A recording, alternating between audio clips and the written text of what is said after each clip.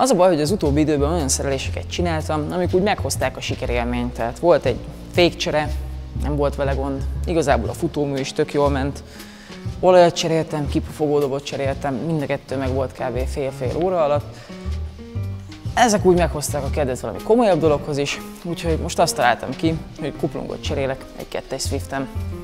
Olyan dolog történt, ami fennállásom óta még soha, nem találtam az autóhoz tartozó kuplungcserés videót, de rajtam nem fognak ki. Itt van egy videó, amelyben Michael Lovics egy Renault-ban cserél kuplungot, ez szintén egy elsőkerekes keresztmotoros autó, és megszereztem hozzá a 2-es Swifthez tartozó Suzuki javítási gépkönyvet, amiben lépésről lépésre le van írva. Nem az, hogy hogyan cseréljünk kuplungot, hanem az, hogy hogyan jussunk el addig, hogy hozzáférjünk a kuplung szerkezethez. A többit pedig megoldjuk lelkesedésből. Mivel szétbontjuk a váltót, ezért le kell belőle engednünk a váltóolajat, szükségünk lesz váltóolajra, csavarlazítóra, mert ez nem egy mai autó. Szükségünk lesz egy új kuplung szerkezetre és kinyomó csapágyra, aztán pedig erre. Ez egy kuplung központosító, majd az összeszerelésnél fog jól jönni.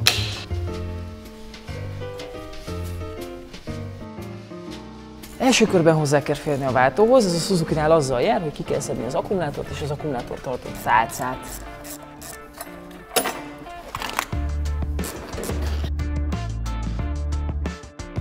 Nézzük meg, mi a következő lépés. Neki a légszűrőház is útban van, szerencsére nekünk ez a túloldalon van, úgyhogy azzal nem kell foglalkozni. Gyorsan megnézem a javítási utat. Kösse le az akkumulátort, szerelje ki a tengelykapcsoló húzalt csatlakoztató anyát és az összekötő csapszöget és magát a húzalt is. Kapcsolja szét az elektromos vezetékek csatlakozóit, vegye le a sebességmérő kábel gumiharangját, a sebességmérő házbiztosítót, majd a sebességmérő meghajtó spirált. Magyarul minden vezetéket és bovdent ki kell húzni a sebváltóból.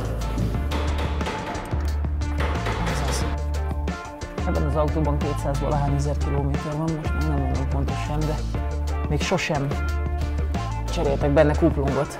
Így az összes csavar meglehetősen nehezen indul meg, hiszen azt hiszem 20 éves a kocsi. Szerelje ki a sebességváltó rögzítő csavarjait, szerelje ki az indítómotort lemezzel együtt. Most már csak annyi van hát, hogy az önindítót le kell szedni, aminek viszont le kell húzni a vezetékeit, amihez meg kell emelni az autót. Ezek az önindító vezetékei, amit el kell távolítani, mielőtt levesszük az önindítót. Most, hogy lekötöttem az önindító elektromos vezetékeit, le kell szedni magát az önindítót, aminek itt van egy jól hozzáférhető csavarja, és itt egy nagyon kevésbé hozzáférhető csavarja.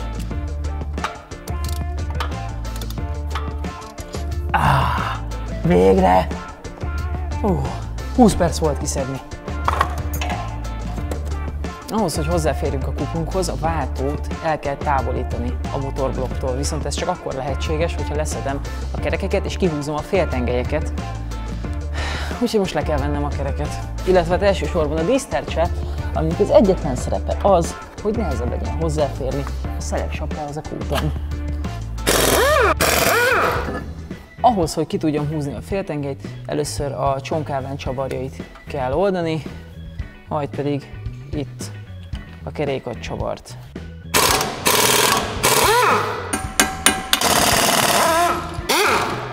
A videón látható Renault motortere és egyéb segédberendezései erősen eltérnek a Suzuki-tól, ezért eddig jellemzően a javítási gépkönyvből dolgoztunk.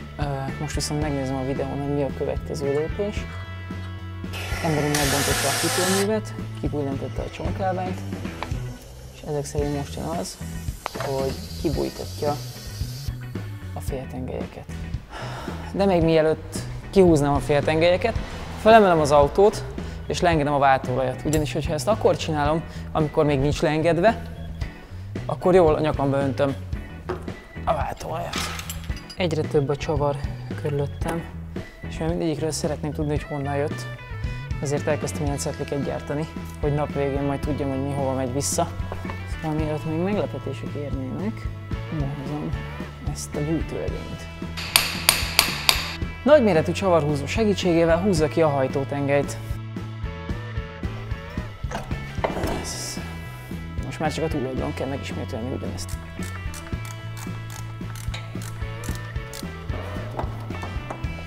Ez hozzátartozik az igazsághoz, hogy ilyen kuplung cserében azért vannak kétemberes dolgok, úgyhogy itt van velem Gábor, akivel most ezt a motor felkötő állványt felrakjuk. Erre a felfüggesztésre azért van szükség, mert hogyha a váltótartó bakot kikötjük, akkor a motor belógna, leesne, és ezzel a lánccal ezt kerüljük el.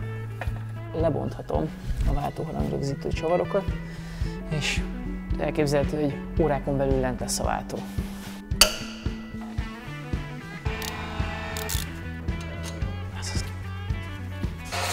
Ahhoz, hogy le tudjam húzni a váltóművet, egy picit lejjebb kell engedni az egész motort.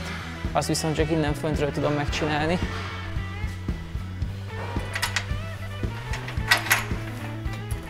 Lehúzzuk a váltót. Majd arra kell nagyon odafigyelni, hogy miközben toljuk le, ne villenjen le. Úgy, most jó, most jó.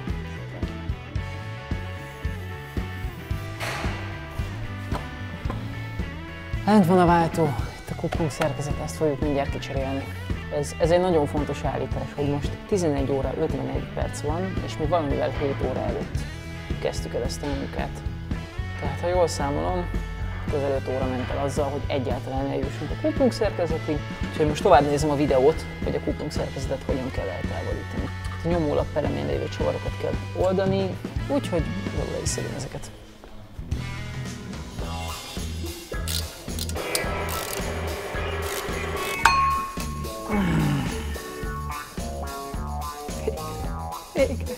A videó feltöltője azt szemlélteti, hogy a kinyomó csapágyat is érdemes cserélni. Ennél a konkrét darabnál itt a videón hallani, hogy a forgatásra van olyan száraz, reszedős hangja, nincs már benne kenőanyag, mindjárt megnézzük a miénket is.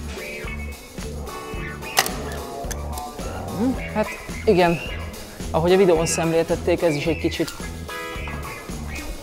súg már. A használt és az új. Szerintem nem kell mondanom, hogy melyik. Mindjárt be is teszem. A kinyomó csapágyat abból a szempontból kihívás felrakni, hogy egyszerre kell a tengelyén is szépen futnia a csapágynak, és itt fönt a villánál, ebben a kis megvezető vályadban is ülnie kell ennek a szegesnek, alul pedig szintén ennek a fülnek be kell akadni a villa alsó részébe, de igazából egy ilyen 5-10 perc játékkal simán felrakható, utána pedig ilyen szépen akadozásmentesen jár. Fent van az új kinyomó csapágy, bent van a régi kuplung szerkezet, és most megnézem, hogy hogy kerül helyre az új.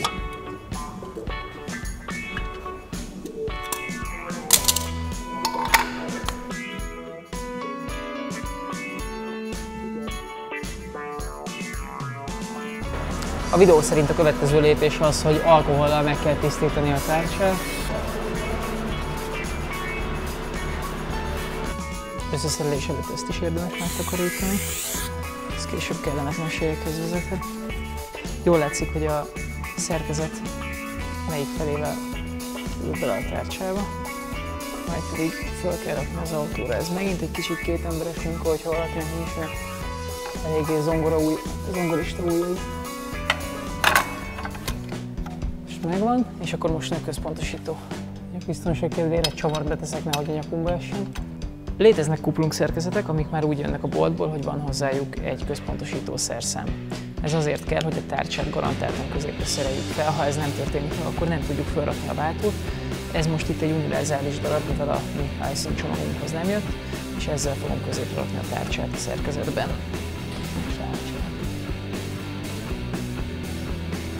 Bízunk benne, hogy így van. Most már csak annyi a dolgom, hogy a szerkezetre összítő csavarokat visszateszem.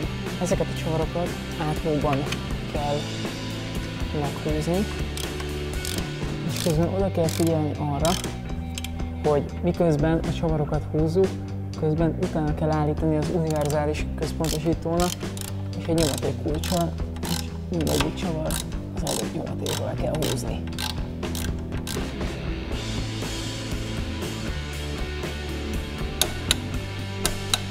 Ha jól dolgoztam, akkor a váltó elsőre visszamegy, de ez megint nem egy emberes mutatvány, úgyhogy ismét Gábor segítségét kértem.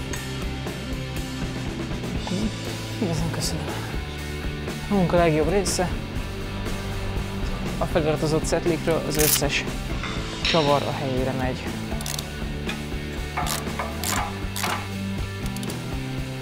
Az alkatrészek visszaépítését szinte befejeztem, már csak annyi van hátra, hogy a kihúzott féltengelyek miatt leengedtük az olajat a váltóműből, ezt most vissza kell tölteni.